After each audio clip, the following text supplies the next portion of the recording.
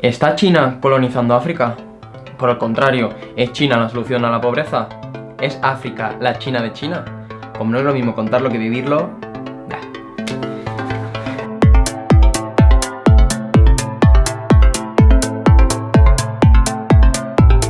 África es un continente enorme, gigantesco, imposible de abarcar. Como decía Richard Kapuscinski, salvo por el nombre, África no existe, pero aún así vamos a intentar hablar sobre él. 8 de las 10 economías con el crecimiento estimado más alto de la próxima década están en África, lo cual significa o ya demuestra que es un continente clave y básico para el futuro del planeta. Cada vez que vengo a África veo el dinamismo del continente y las aspiraciones de su gente para el desarrollo. Tengo mucha confianza en el futuro de las relaciones entre China y África. En 2018, con la presencia de casi todos los jefes de Estado africanos, el presidente chino anunció una inversión de 60.000 millones de dólares en el continente africano. Era todo, iban a ser préstamos, pero además sin ningún tipo de interés. La inversión de China en África no viene con condiciones políticas. No interferiremos en la política interna de los países ni exigiremos demandas que la gente piense que son difíciles de cumplir. Un estudio realizado sobre algunos países africanos demuestra que China está potenciando la industrialización del país, o lo que ellos mismos entienden, la única vía posible para salvar de la pobreza a millones de personas, algo que ya sucediera en su momento con la propia China, es decir, ser la fábrica del mundo.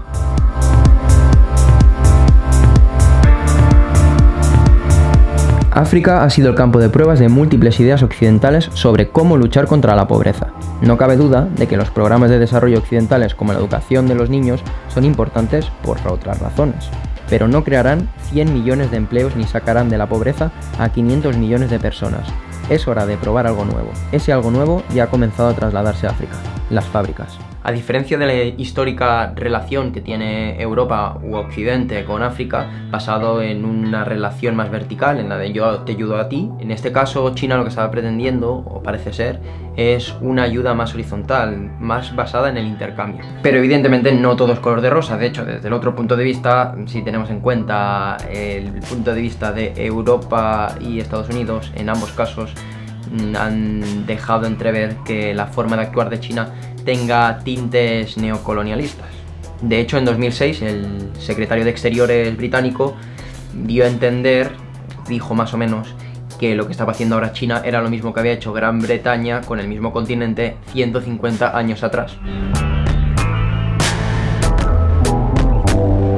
A esto se le unen algunas otras críticas desde otros sectores relacionadas con el impacto medioambiental de las empresas chinas en África, la opacidad de los contratos de estas empresas y el trato que tienen estas empresas con los trabajadores africanos. Además, también se le une la duda sobre qué sucedería si estos países africanos no pagan. Por poner un ejemplo, el 72% de la deuda bilateral que tiene Kenia es con China, y esta situación de dependencia la tienen otros países como la República del Congo, como Djibouti o como Zambia. Al tener tanta deuda concentrada en las manos de un solo acreedor, dependen peligrosamente del proveedor. ¿Y qué sucede si los países africanos no pueden pagar esa deuda? Pues tenemos un ejemplo más o menos cercano de hace poquito en el que Sri Lanka no podía pagar las deudas que tenía con China y ha tenido que ceder durante 99 años un puerto estratégico al gobierno chino. A todo esto el gobierno de China pues no se esconde y dice claramente que evidentemente al ser un trato buscan un beneficio, y ese beneficio está claro: tener acceso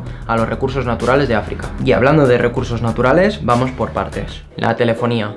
Hasta hace unos años era absolutamente imposible encontrar puntos de acceso a internet en la mayoría del África rural. Sin embargo, todo eso está cambiando ya a un ritmo frenético. O sea, personas que no han tenido acceso a ordenadores o portátiles tienen acceso prácticamente ya directamente a tablet. Directamente yo hablo con amigos por WhatsApp que no tienen electricidad en su casa, ni siquiera agua corriente. Y por supuesto todo esto va a ir a más. Mejores conexiones y con mayores capacidades y mayor alcance. Esto es algo que está creciendo.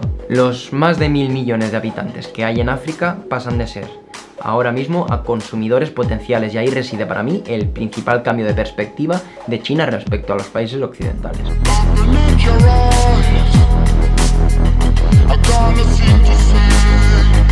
La industria móvil está teniendo un efecto transformador en el desarrollo económico y social de África. Si te hablo de Transition Holdings, probablemente no te suene de absolutamente nada. De hecho, los teléfonos móviles que produce esta compañía ni se comercializan ni en Europa ni en Estados Unidos. De hecho, en China nunca están entre los más vendidos. Sin embargo, en África son sin duda la marca que más vende. Algunas empresas chinas entienden que sus productos pueden adecuarse a lo que el continente demanda. Nuestras cámaras adaptan la luminosidad para captar mejor la piel oscura, de forma que los retratos son más bellos.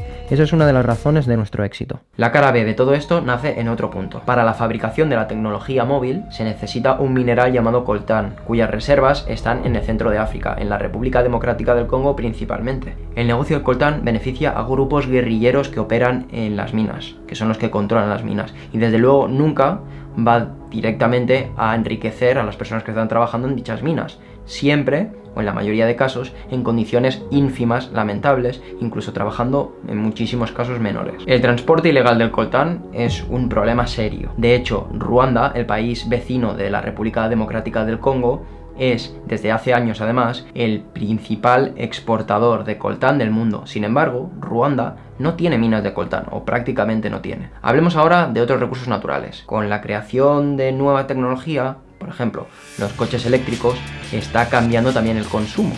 Y uno de los minerales que necesita precisamente la industria que se dedica a este sector es el cobalto mineral. Noviembre 2017, China brinda una ayuda urgente de emergencia al gobierno de la República Democrática del Congo por valor de 6 millones de dólares. Algunas informaciones apuntan a que esta ayuda le ha permitido a China obtener algunos permisos, algunos derechos mineros respecto a reservas de cobre y cobalto en el Congo. Todo se ha vuelto chino. La empresa china CATL, Contemporary Amperex Technology, es actualmente el fabricante de células de batería eléctrica para coches eléctricos más grande del mundo. Y esta empresa tiene una fuerte presencia en África, principalmente en el Congo. Por otro lado, también tiene el control de una compañía de Costa de Marfil que tiene derechos mineros sobre depósitos de litio en el Congo.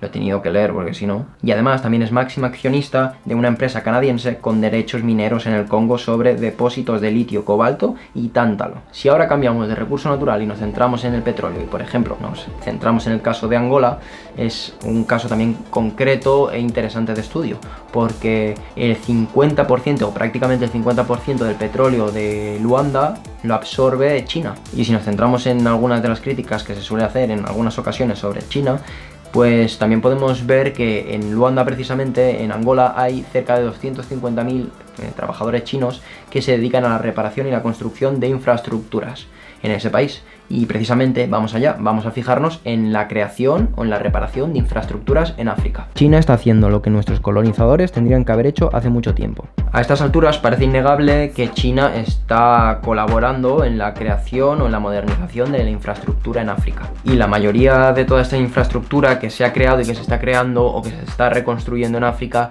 detrás está la Chinese Communication Construction Company, CASINA. El gigante asiático ha construido estadios de fútbol, hospitales, aeropuertos, multitud de infraestructura. Y además tiene en mente un sueño que es unir África de una punta a la otra mediante una ruta ferroviaria. Que eso, sin duda, podría ayudar para la comunicación de los países africanos entre sí. Y es que China tiene un sueño y es reconstruir lo que sería o lo que fue en su momento la ruta de la seda. Y para ello hay un papel muy importante en África que está en una posición estratégica, sin duda. Y si seguimos fijándonos en infraestructura, y esta vez en infraestructura militar, nos damos cuenta que en 2017 China, por primera vez, presentó lo que sería su primera base militar fuera de su propio territorio, en Djibouti. Que también hay que decir que China no es el único país que está en Djibouti, también tienen base militar Estados Unidos, Francia y Japón. Y que bueno, como muchos de los temas que estamos tratando, al final también se pueden extrapolar a otros países que pueden estar sí o no haciendo algo parecido, pero en este caso nos centramos en China. El gobierno chino insiste que no tiene ningún tipo de intención de crear una expansión militar ni crear una especie de carrera armamentística de ningún tipo. Sin embargo, sí que es cierto que en los últimos años ha endurecido sus reclamaciones territoriales en el mar. Y ahí vamos. Y ahora nos vamos a la otra punta. Nos vamos a centrar justo en la otra esquina. Nos vamos a Gambia, un país que conozco precisamente bien porque he estado 3 veces allí, 3 años consecutivos, y el cuarto año consecutivo que iba a viajar a Gambia ha sido este, pero con lo del coronavirus ya sabemos que... Para Gambia, China es su principal socio comercial y de hecho, si tenemos en cuenta datos, el 50% de las exportaciones gambianas se van a China y el 34% de las importaciones que se hacen en Gambia vienen de allí mismo, de China. Bueno, y esto puede ser un trato de beneficio mutuo, un trato beneficioso para ambas partes, así lo ven muchos, pero hay otros que no. El país asiático, el mastodonte asiático, China, se ha convertido en el principal importador y consumidor de harina de pescado, y esto, por supuesto, ha acabado ramificándose y ha acabado por afectar o por llegar a muchos países africanos, entre ellos Gambia, donde han visto que 3 fábricas chinas dedicadas a eso, a ese sector, se han afincado en Gambia. Más de un tercio del consumo total de pescado en el mundo se consume en China, y esto hace que China sea el principal explotador de mares ajenos al suyo, con mucha diferencia, y además muchos de estos mares que explota están precisamente en la zona de África. Y esto está teniendo un especial impacto en países como Gambia, como su vecina Senegal y como Mauritania. El gigante asiático está llegando a acuerdos de pesca con los países africanos por un precio realmente bajo.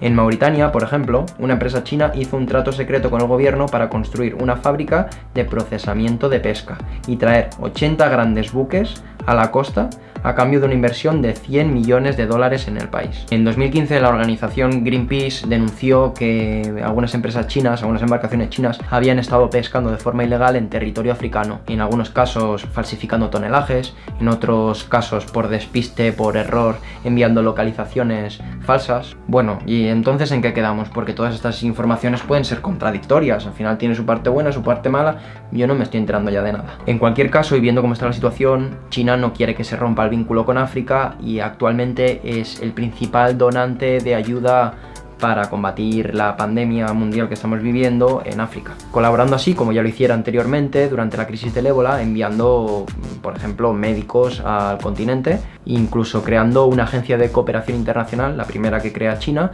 centrada principalmente, o uno de los focos principales, en África. Marketing, lavado de cara, o están involucrados de verdad. ¿Es realmente esa la solución a la pobreza en África? ¿Esto puede obligar a Europa o a Estados Unidos a replantearse su relación con el continente? ¿La influencia de China en África es positiva? ¿Es negativa? ¿Intentar replicar el modelo que ha convertido a China en una potencia mundial puede servir en el continente africano? ¿Tú qué opinas?